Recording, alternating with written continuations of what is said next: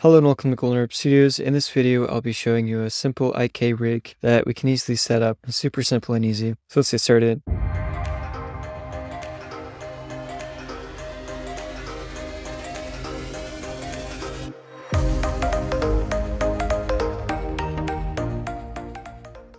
So getting started, we're just going to use this. If you want to see how I made this, you can check out the previous video where I set this up. But if you just have your own, you can just continue with this because this is just a simple armature, nothing too special for it. So starting off with the arm, and then we'll go to the leg. So for the arm, you just want to select that tab and you want to create a handle for the IK rig. So just select the wrist and then extrude off of that and select it, Alt P and clear parent and make sure it's disconnected. And I have mirroring turned on, so you can see it just automatically did it on the other side because these are named with left and right, so they mirror. And then once we do that, we can Control Tab into pose mode, and you want to select the handle and then shift click the arm bone, and then you want to do Control Shift C and click I, and then you can see that it won't quite work properly. And that's because we need to come down to the constraints, make sure that the yellow bone is selected, and with the chain length, you just want to make sure that it just goes up to 2. So that just affects the amount of bones that it's affecting. So we don't want it to affect any of these other bones, just this. And you can see that it's working pretty well. And if you want to rotate the hand as well from this, you can come into edit mode and select the hand and shift click and Control P, keep offset. If you go back to pose mode, you can see that it's working. You just rotate it, do it all from one. One downside is that if you stretch it out too far, it'll take the hand with it. But other than that, it makes it much faster to animate because it's just one bone. And then we just need to do the same for the other side. So make sure you're in pose mode, select the handle, shift click, Control Shift C, I, and make sure it's set to 2. And now you can see that works. And it's all set up on that side. And then for the legs, we just want to go into edit mode, come down here, come off of the foot, and just go like that. Then we're going to do Alt P and clear parent so it's disconnected. And then Control Tab into pose mode, select the handle, then the foot, and then you want to do Control Shift C, I, and then you want to change the chain length. And then you want to untick use tail, chain length of 2, then you can see that's working. And if your leg is bending the wrong way when you lift it up, that might just because you need to go back into edit mode. If the leg bone is too far bent back, that's the way it's going to bend. So it just needs to bend forward a little bit. So if you go back, it should work. All right, and then the foot is done. You can see that it works pretty well. And then we just want to do the same for the other side. In pose mode, I want to select the handle, shift click on the foot, and then Control Shift C, I, and then 2, untick use tail.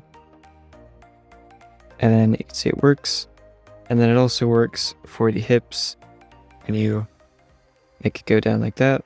And something else to add to the leg IK, you can go into edit mode, and we're just going to extrude from the knee, and we're going to do Alt P, clear parent, so that's free.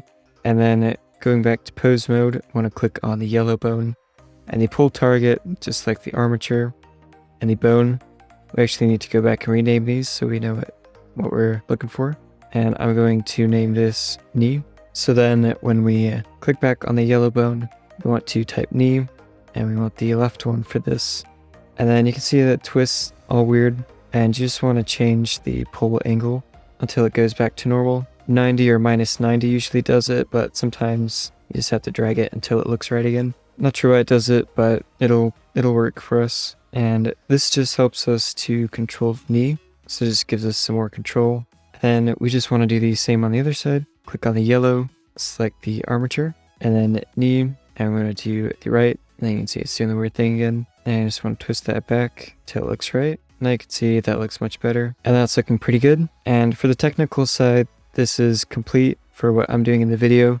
If you want to make it look like those fancy IK rigs, then we're going to use this free add-on. It's called Rig Tools. There's a link in the description for the GitHub page. All you do when you get there, you click code and then download the zip. And then inside of Blender, you want to go to edit, Preferences, Add-ons, Install.